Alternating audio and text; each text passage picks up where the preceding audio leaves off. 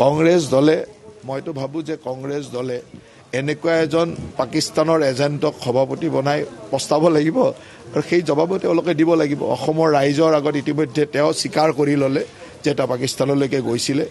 তেওঁৰ ল'ৰা ছোৱালীকেইটা ঘৈণীয়েক বিদেশী পাছপৰ্টত আছে, বিদেশী হয়, আৰু তেওঁ পৰিবাৰেও পাকিস্তানৰ পৰা দৰমহা লয়। গতিকে এই তিনিটা কথা মুখ্যমন্ত্ৰী ডাঙৰীয়াই কৈছিলে, তেওঁ তিনিওটা কথাই স্বীকাৰ কৰি ল'লে।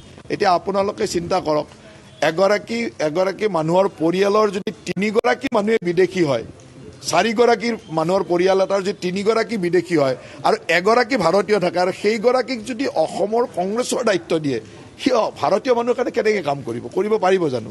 এইটো এটা আদৰ্শগত কথা। মোৰ পৰিয়ালৰ যদি চব বিদেশী হয়, চব ব্ৰিটিছ নাগৰিক হয়, তেতিয়াহ'লে মোৰ ব্ৰিটিছৰ ফালে টানটো থাকিব, অসমৰ ফালে টান থাকিব নেকি? তাতে আকৌ ঘৈণীয়েকজনী পাকিস্তানত কাম কৰা, গতিকে পাকিস্তান, ইংলেণ্ড এইবিলাকৰ প্ৰতি তেওঁৰ টান থাকিব। তেনেকুৱা এজন মানুহক ইমান ৰাষ্ট্ৰীয় দল এটাৰ অসমৰ সভাপতি দিয়াটো মই ভাবোঁ যে কংগ্ৰেছ দলে বহুত ডাঙৰ পস্তাব লাগিব ইয়াৰ কাৰণে। তাৰ উত্তৰো কংগ্ৰেছ দলে দিব লাগিব। তেওঁলোকে জনাৰ পিছতো এনেকুৱা ধৰণৰ মানুহক কিয় দিলে? আৰু আমাৰ কাৰণে কোন সভাপতি হয় কি ফৰক পৰে? আমাৰ যোন সভাপতি হ'লে হ'ল, হৰি হ'লেও হ'ল, যদু হ'লেও হ'ল, মধু হ'লেও হ'ল। আৰু এনেও ভোট দিয়াকেইটা এনেকুৱা ধৰণৰ মানুহে যিবিলাক আছে জানেই আপোনালোকে। এতিয়া 80% কোন মানুহে তেওঁ শুভেচ্ছা দিছে তথ্যই আপোনালোকে দেখুৱাই আছে, আপোনালোকেতো দেখুৱাইছে যে 80% ক'ত উৎসাহ হৈছে।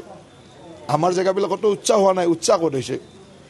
উৎসাহ য'ত হৈছে সেইবিলাক জেগাৰ মানুহে এনেও আমাক ভোট নিদিয়ে, তেওঁলোকে য'ত দিয়ে দিব, আৰু যোন সভাপতি হ'লেও দিব, আমাৰনো কি আহে যায়।